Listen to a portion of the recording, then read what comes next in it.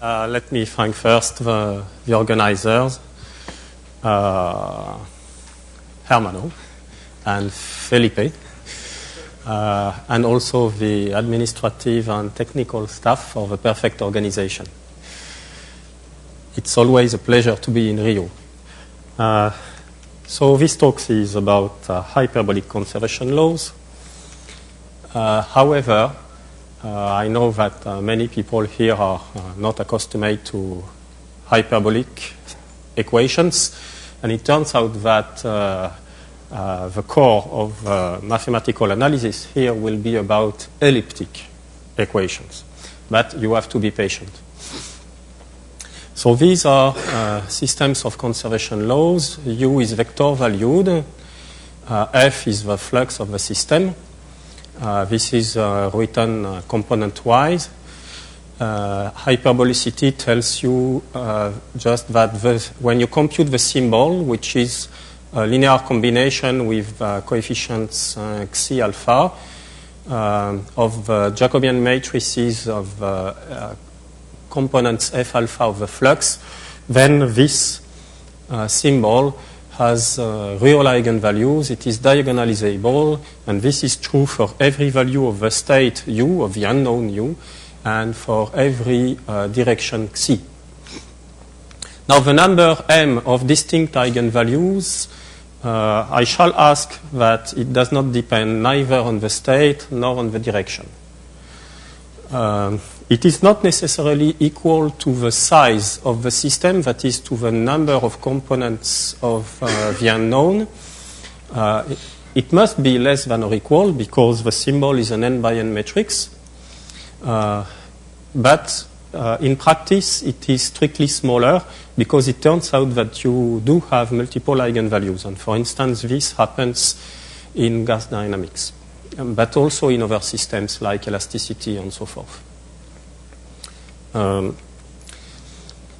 I shall focus on the Riemann problem, like Professor Guikang Chen yesterday, which means that, such a system being only first order is scaling invariant.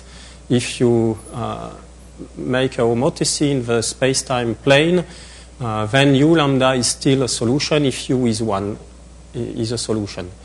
And therefore, it is meaningful to study self-similar solutions.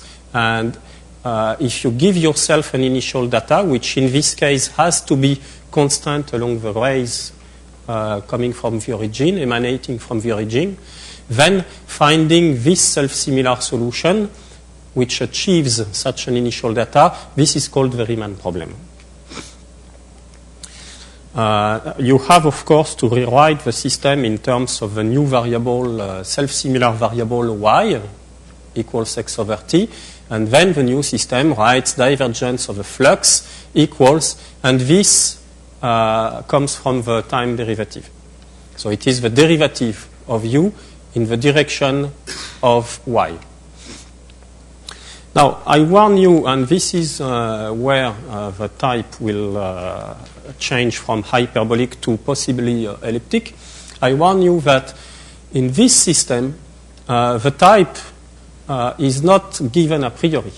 It will depend on the state because the system is nonlinear, and it will depend also on the self-similar variable y. So for a given state, for instance, u, this system could be either hyperbolic for large u. It turns out that it is hyperbolic for large values of y, but it can be also elliptic at some other places, and even it can be mixed elliptic hyperbolic, which is, of course, more difficult. And in this talk, I shall restrict to situations where such a system can be only either hyperbolic at some points or elliptic at some other points. But this will require to make a restriction. So let me consider the case where we have only one eigenvalue. This is the scalar equation. In this case, actually, n equals 1. And then the former system, the system governing the Riemann problem, is hyperbolic everywhere because, okay, you have only one characteristic field. Now, when m equals 2, this system has to be either hyperbolic or elliptic because you basically have a system with two characteristic fields which can be either real or complex conjugated. And only if m is larger than or equal to 3, then this system can be mixed hyperbolic elliptic. Well, the case m equals 1 is well known, a bit easy, so I shall avoid it. The case m larger than or equal to 3 looks to be too complicated in the current knowledge, mathematical knowledge, so I shall restrict to the case where m equals 2. And this is what did yesterday Guitang Chen, actually, when he focused on the Riemann problem for the potential flows. It is a situation where m equals 2, and I shall do the same thing today. So this is, these are examples from gas dynamics. The full gas dynamics consists on conservation mass of momentum and of energy. Rho is the mass density, U is the flow velocity, P is the pressure, it depends on the density and the entropy, the physical entropy S. At last, E is the specific internal energy. Here you have, in space dimension D, you have 1 plus D plus 1, D plus 2 equations. You expect that it governs D plus 2 unknowns. U accounts for D unknowns, and rho S E, of course P will be a function of rho and S, but rho S E account for 3 unknowns. But actually there is an additional relation between rho and S. We shall see this on the next slide. In full gas dynamics, m equals 3. So I shall not take full gas dynamics in my talk, but I need to start from it nevertheless. So the relation between E, rho, and S is the Gibbs relation, which tells us that there is an integrating factor theta, which is positive, and it is called the temperature, such that theta ds, so theta is a function of rho and S, theta ds minus P d1 over rho is an exact differential, and it is the differential of E. The basic assumption here is that in the equation of state, which gives the pressure in terms of rho and the entropy, the rho derivative of P is positive. This makes the system hyperbolic, and therefore the Cauchy problem, for instance, is locally well posed in spaces of smooth functions, C1, say. And the square root of this derivative is the sound speed.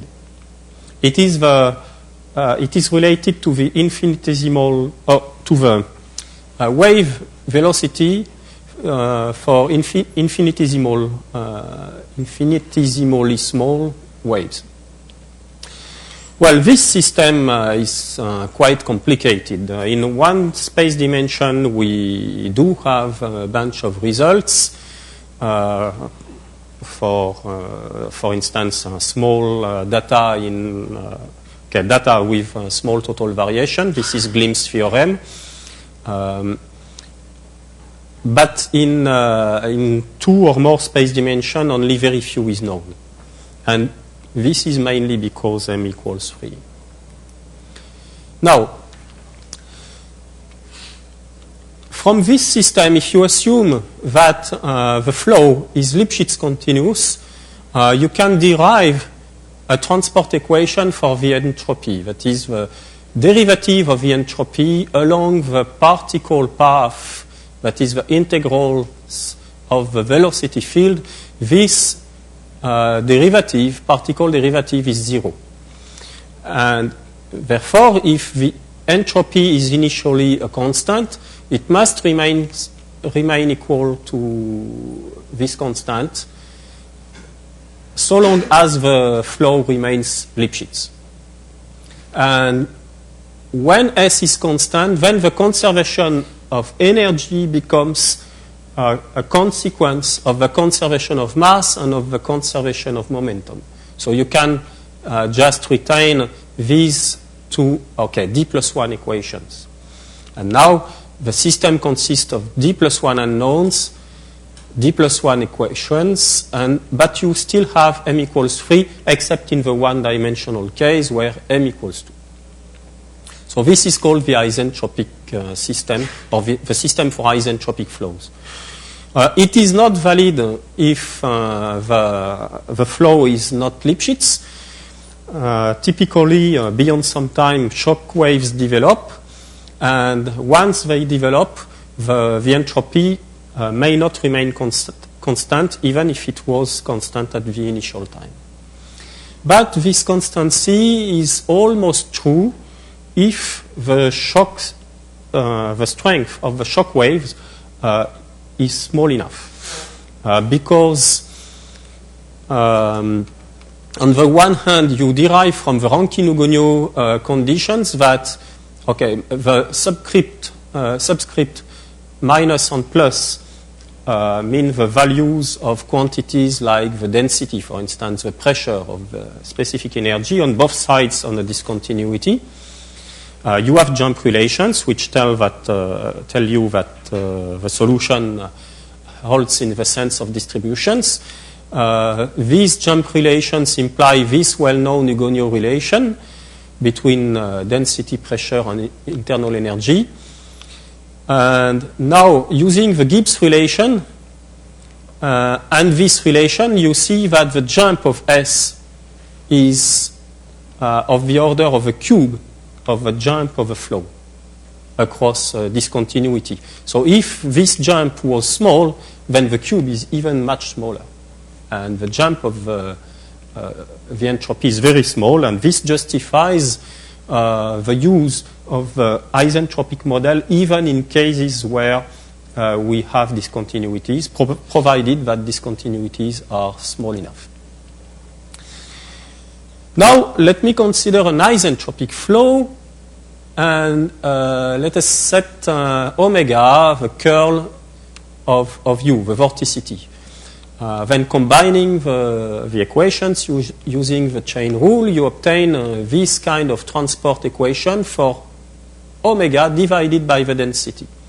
Now, you have a right-hand side, but in this right-hand side, you again have omega divided by the density. And therefore, if this quantity omega over rho is 0 initially, everywhere, then again, by transport along the particle paths, the solution will satisfy omega over rho equals 0, that is omega equals 0 everywhere. And this is the irrotational situation, or the case of a potential flow. Then the velocity will be the gradient of some potential psi, and you rewrite the momentum equation in terms of psi. It can be integrated once, and you get the Bernoulli's identity. Here you have a Hamilton-Jacobi part, and then there is the pressure. There is no constant of integration here because it can be incorporated to psi thanks to the time derivative here. Now, the new system that you have to deal with is, you have seen that yesterday, is this Hamilton-Jacobi equation and this equation, which is the conservation of mass, and the coupling is that rho is present in the pressure and the gradient psi is present in this divergence term.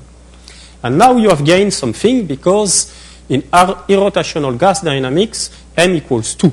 And this is a very nice simplification in the mathematical analysis. And as before, as in the isentropic situation, one can show that the flow remains almost irrotational in case there are shocks, but with small enough strength. So there is some relevance in this irrotational system. Now, let me go back to generalities about conservation laws and Riemann problem. So in one space dimension, since U0 has to be constant along rays, it has to be constant along the positive semi-axis and the negative semi-axis. So it takes only two values, U left and U right. And the problem is finding a solution of this equation. Now it is an ordinary differential equation which achieves these values at plus and minus infinity. Well, this is not an ODE in the traditional sense because it cannot be resolved in terms of du dy, because you have a matrix f prime of u minus y identity, and for some values of y this matrix is not invertible. So it is a bit complicated, but nevertheless not too much. You just have to solve ordinary differential equations in some intervals and jump relations, that is algebraic equations, at some points. So the Riemann problem is handable, and it has been studied for a long time with this famous seminal paper by Peter Lax in 1957, who proved that under very reasonable assumptions on the system, if the strength of the initial data, that is the distance from u left to u right, is small enough, then there exists one and only one solution, which consists of m+1 constant states separated by simple waves. And these simple waves may be either discontinuities, say shocks or contact discontinuities, or they may be rarefaction waves. So this is a well-known situation, but we need this knowledge once we go to higher dimensional Riemann problems. Before that, I want to describe a few equations of state in gas dynamics. So a typical equation of state is that of an ideal gas, where the pressure is proportional to the internal energy, rho E, and the coefficient of proportionality is gamma minus 1, gamma being the adiabatic exponent. If you take gamma equals 1, then the pressure vanishes identically. This is the pressureless model. In this case, you do not really have hyperbolicity, but a kind of degenerate hyperbolicity. We call it non-strictly hyperbolicity. Well, it has some drawbacks. For instance, the mass can concentrate on codimension 1 subsets, but nevertheless, this system, this pressureless gas system, is relevant in some astrophysical problems, in galaxies, for instance. Now, if you take instead this special value, gamma equals 1 plus 2 over the space dimension, then the pressure is 2 over d times rho E. And in this situation, okay, this is the case of a monoatomic gas, for instance, helium or argon. Of course, d should equal to 3. And then you have an additional symmetry in the system, which resembles the conformal transformation for the nonlinear Schrödinger equation. And this can be used to build global in time smooth solutions once you know local existence of in smooth classes. So this is exactly the opposite use than the one we know in nonlinear Schrödinger equation. And of course, because of the Neuffer theorem, to this additional symmetry is associated an additional conservation law, an additional conserved quantity. And this additional conserved quantity is this one, which at time t equals 0 equals this quantity. And from this, if you assume that the right-hand side is bounded, from this, you deduce, for instance, that the integral of the internal energy decays like t 1 over t squared as time goes to plus and minus infinity. And also you get some dispersion because u minus tx cannot become too large in the mean. But the equation of state which I shall retain is that of Chaplygin or von Karman. It has also a few other names. It is an equation of state in which the pressure is linear in the specific volume 1 over rho with coefficients depending on the entropy. Because dpd rho has to be positive, f is a positive quantity, and the sound speed is the square root of f divided by rho. So it is very nice for theoretical purposes, as we shall see later on. Of course, it is unrealistic if the density is either very large or either very small. Because if the density is very small, for instance, then this becomes minus infinity and P is negative. Of course, the pressure should not be negative. And if the density becomes very large, then P tends to G of S. That is, it tends to a finite limit. And this is responsible for concentration phenomena of the mass along codimension 1 subsets. So it has two drawbacks. But if you consider only moderate densities which are bounded away sufficiently from zero, then it can be useful to consider this equation of state. The very nice property of this equation of state is that it makes the system, the Euler system for gas dynamics, a fully linearly degenerate system, which means that you do not really have shock waves because discontinuities become reversible. That is, the second principle of thermodynamics becomes a triviality, and it does not give you any selection. And also, the counterpart is that you do not have any rarefaction wave, at least in one space dimension. And shocks become characteristic, and for this reason, sometimes where you are looking for shocks, they are not free boundaries, but they are located at places which you can compute in advance. So it is another kind of simplification. You do not have to deal with free boundaries for instance, in the Riemann problem. So from now on, I shall focus on the multidimensional Riemann problem for irrotational flow, because I wish that m equals 2, or the Chaplygin gas, because I have this linear degeneracy. Now, the basic properties of a Chaplygin gas are very interesting. The first proposition here is that in a Chaplygin gas, the constancy of entropy does propagate even beyond shock waves. So now the jump of the entropy is not a cube of the strength of the shock, it is just 0. And for this reason, the model, the isentropic model, is not an approximation of the reality. It is really, it provides true flows. So if the entropy is initially constant, then even for distributional solutions, the flow is isentropic.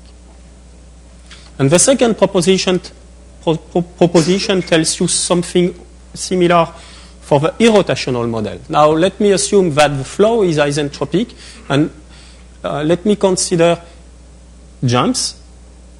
Let me consider the behavior of the vorticity across jumps. Well, the proposition is not valid for general flows, general isentropic flows, but at least it is valid for steady or self-similar flows.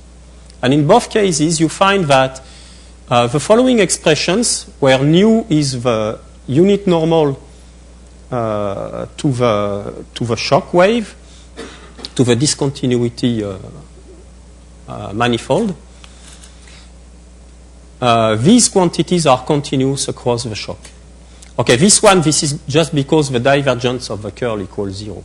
So it is the jump relation for divergence omega equals 0. But this one, it is a bit more involved. And therefore, what you find is that if omega is 0 on one side, then omega has to be 0 on the other side. And this justifies to consider self-similar irrotational flows or steady irrotational flows because they are true flows. They are exact flows of a full Euler system for a Chaplygin gas. So all what I shall present now concerns true solutions, not solutions of an approximate model. So now I turn towards multidimensional situations, and I begin with two-dimensional situation. Well, in several space dimensions, the Euler equations have a large group of invariants, of course. And a special solution can be invariant under the full group. In this case, it is a constant state. Or it can be invariant under a smaller group, a smaller dimensional group. And in that case, it is intermediate between a truly d+1 dimensional solution and a constant solution, of course. When you consider the general solution of a Riemann problem, it is a d-dimensional solution, but a d-dimensional solution can be a constant, it can be one-dimensional, it can be two-dimensional. Okay. In the solution of a Riemann problem, you will have regions in which, for instance, the solution will be constant, so it is basically zero-dimensional. You will have regions where the solution depends only on one variable, on one component of the self-similar variable y. Then it will be one-dimensional. You may have regions where the solution really depends on all the components of y, and then it is d-dimensional. So you have zero-dimensional, one-dimensional, two-dimensional, three-dimensional patterns in the solution of a Riemann problem, and you have to glue them together to solve the whole problem. This pattern, the pairwise shock interaction, is not really two-dimensional, as you shall see. It is merely one-dimensional. So the problem is to find here Riemann data which are steady solutions. So you impose two invariances. It is time invariant. It does not depend on time, and also it is self-similar. Okay, so it is not really two-dimensional, but only one-dimensional. It will depend only on y2 over y1. So the simplest situation, and it is generic, is to consider the case where two shocks are interacting. So you have two incoming shocks, and you must find two outgoing shocks. So, for instance, here you have a shock in yellow and another shock in red or green, I don't remember, red maybe. And they separate three states, U north, U south, and U west. These are given. And you want to complete the picture. So you want to find two emerging shocks and a state U east. And this pattern consists only on four constant states separated by four straight half lines. And this can be done geometrically in the case of a Chaplygin gas. Remember that the shocks are characteristics. So, for instance, for the incoming shocks, this means that they are tangent to the characteristic circles associated to the states. So, for instance, this shock separates U west from U south. It has to be characteristic both for U west and for U south. So you draw the sonic circle associated to the west state, U west. Its center is the velocity in U west, and its radius is the sound speed, and here the sound speed is 1 over rho, associated to U west again. And it is tangent to the incoming shock. And the sonic circle associated to u south is also tangent. It turns out that the tangential component of the velocity never jumps across a shock. And this means that the tangency points of the two circles with the shock curve, these tangency points coincide. And they turn out to be internally tangent. There is no one circle on one side and one circle on the other side. Now you do the same for the shock separating u north from u west. And now what you have to find is, the yellow circle, which is tangent to C north and C south, and then draw the tangents here. They give you the outgoing shocks. So this is a purely geometrical construction here. And the solution is piecewise constant. So it resembles a lot the situation for a linear equation. If you had a linear system, then again the solution would consist of 4 constant states separated by discontinuities, straight discontinuities, but there is a slight difference in that in the linear case, the outgoing shocks would be collinear to the incoming shocks. And also the outgoing state, u east, would be given by the formula u north plus u south minus u west. And this is not true here.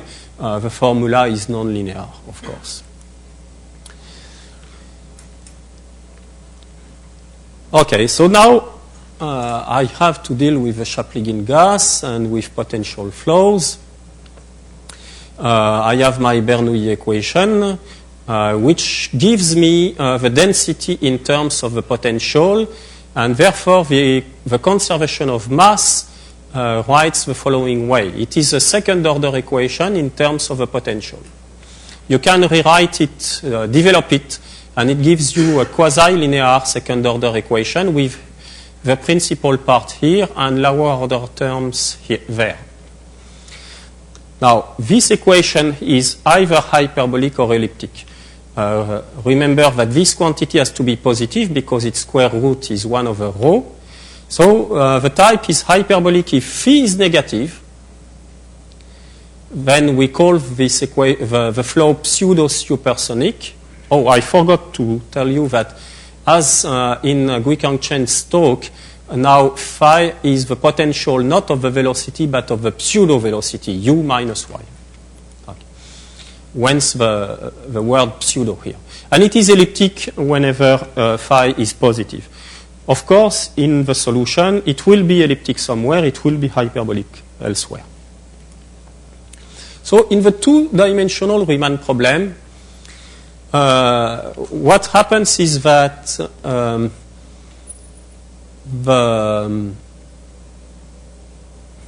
why did I write away from the influence cone? That's a stupid thing. Okay, so forget this line. The principle is that if the initial data is isentropic and irrotational, then the solution has to be isentropic and irrotational. So you just have to solve the potential equation. To do that, you first have to solve one-dimensional Riemann problems. So you have an initial data which, for instance, consists in 3 constant states, u0, u1, and u2. And if you stand away, so this is at time t equals 0, if you stand away from a cone which is defined by an equation like x, norm of x less than some velocity times t, then the solution ignores what happens at the origin. And then, for instance, in this region, the solution will ignore this part of the initial data, the constant u1. So it will depend only on this initial data. And this initial data is the same as a one-dimensional Riemann problem. Now you can extend this line beyond the origin, say, pretend that you have U0 and U2 and solve the Riemann problem here. You will have one wave going on each side. So away from this cone x less than vt, the solution is explicitly constructed by gluing solutions of one-dimensional Riemann problem. Now, of course, these waves will interact to each other, because here, now you have another Riemann problem with other forward and backward waves. But this wave should interact here, and something must happen. And this interaction is exactly the pairwise interaction that I described before. So you have to solve elementary interactions, and you do this up to the situation where you meet a characteristic boundary that is a sonic line, and then this sonic line will enclose the domain where the flow is genuinely two-dimensional. So here is the construction. I have begun to solve the one-dimensional Riemann problems. So we have three different one-dimensional Riemann problems. The circles are characteristic circles associated to the states U0, U1, U2. So I called, for instance, U01 the state between U0 and U1 produced by this 1D Riemann problem. Then after that, you will resolve the interactions, the pairwise interaction here. To do that, you have to introduce the characteristic circles associated to the intermediate states, U01, for instance. So you do that. Then you draw tangents, and these blue lines are the outgoing shocks in the pairwise interactions here. So you have two shocks here, two there, and two here. And you continue. Now this is a detail, which is the upper left situation around this point. So you have still the two red characteristic circles. Now remember that behind a pairwise interaction you have a new state, and this new state has its own characteristic circle, and here it is the red one, the yellow one. And this part of the yellow circle is of course sonic, as are these parts of red circles. And with these six arcs of circles, of characteristic circles, you obtain a convex curve, which is piecewise C2. It is C1 on piecewise C2, and it is uniformly convex. The curvature is uniformly positive, and it encloses the pseudo-subsonic domain in which the flow will be truly two-dimensional. And of course, in this construction, now I know the flow outside of this domain, and I have to prove that there exists an analytical solution of my equation, of my PDE, with the appropriate boundary condition. So what is remaining is we have to resolve this genuine two-dimensional pattern. That is to solve the second-order equation for the potential in this domain with the boundary condition phi equals 0, since the boundary is a sonic line and the transition between hyperbolicity and ellipticity is phi equals 0. And inside, I want phi positive because this is ellipticity, subsonicity. So I have an elliptic boundary value problem, which degenerates at the boundary because the boundary is a sonic line. And it degenerates in a quite degenerate way. It is the so-called Kaldich type. This is resolved by the following theorem, that if the domain is as a piecewise C2 boundary, and if it is strictly convex in the sense that the curvature is bounded by below and by above, then the potential equation with the homogeneous Dirichlet boundary condition, that is degenerate boundary condition, it admits a unique positive solution which is C infinity inside and Lipschitz up to the boundary. So this solves the two-dimensional Riemann problem in general, since this proves the existence and uniqueness of a genuine two-dimensional pattern. And this completes the construction in this case. Now, you may focus also, if you wish, to simpler initial data. You may have more than 3 initial states, but you can choose also them in such a way that there are fewer shocks in the 1D Riemann problems. And this was the way I began this analysis, actually. And the complete characterization of such simple initial data was done by these 3 people. Now, let me switch to the 3-dimensional Riemann problem. I think this is a completely new thing in the sense that so far there has been only analytical result on 2-dimensional Riemann problem.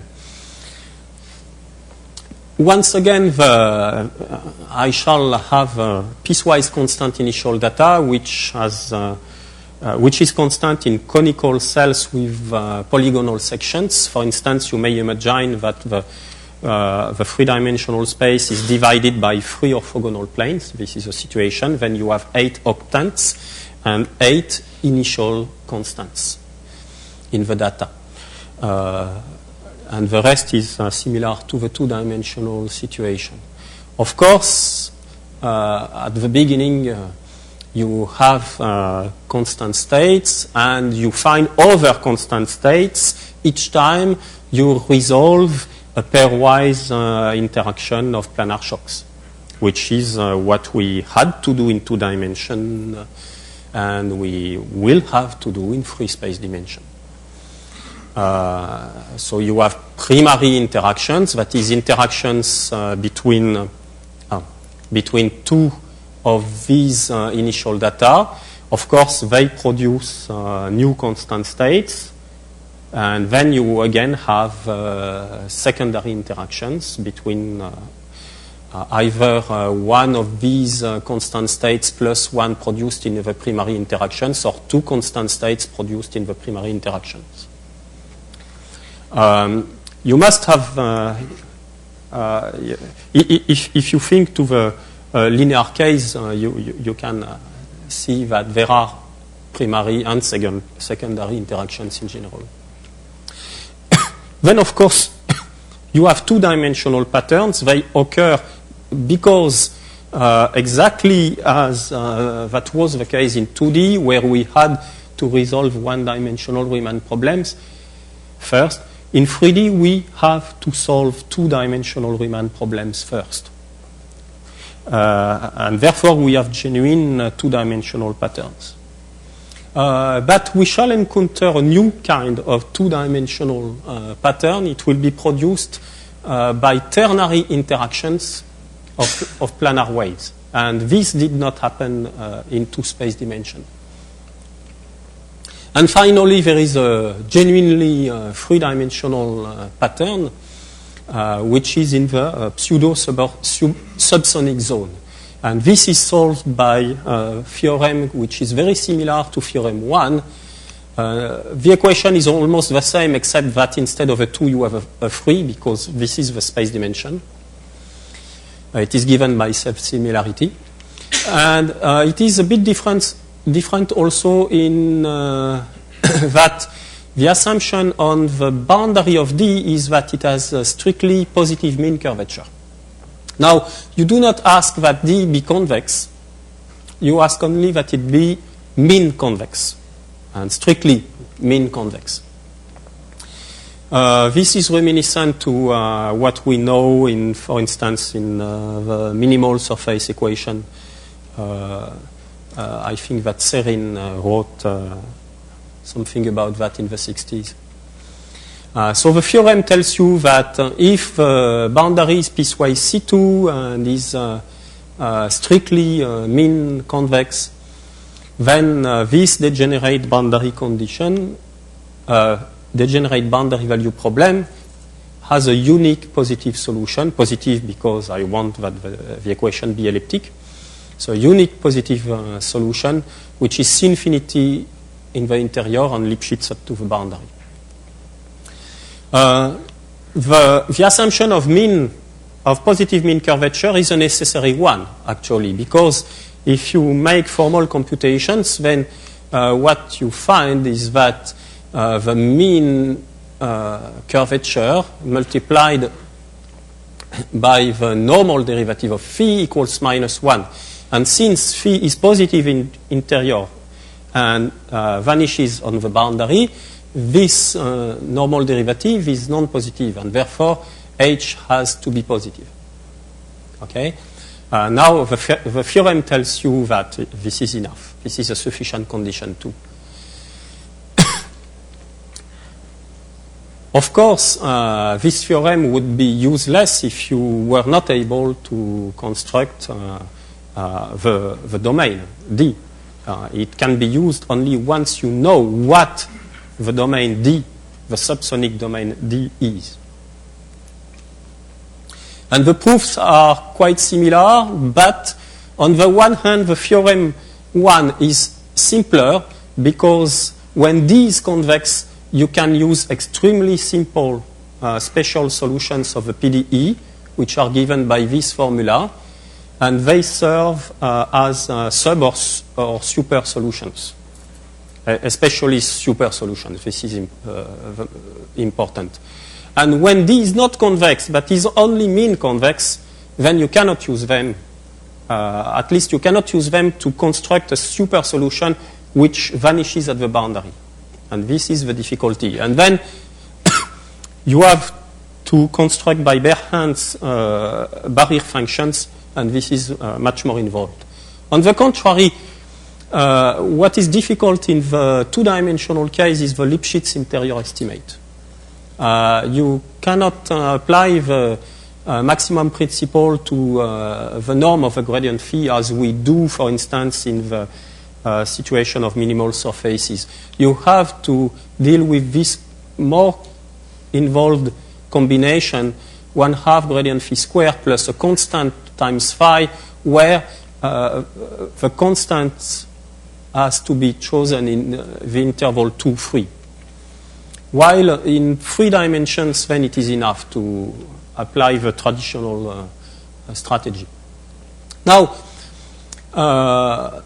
I want to speak of another piece of the 3-dimensional Riemann problem. It is the ternary interaction of plane waves. So in 2-dimensional space, I told you that here you have a shock wave propagating, another one, and they interact at such point. But in 3 dimensions, of course, these are planes, and you will have another plane, another shock wave which comes. So now you have an interaction between 3 planar shock waves. This is the generic situation. Okay? And you want to understand what is the interaction. So you have, okay,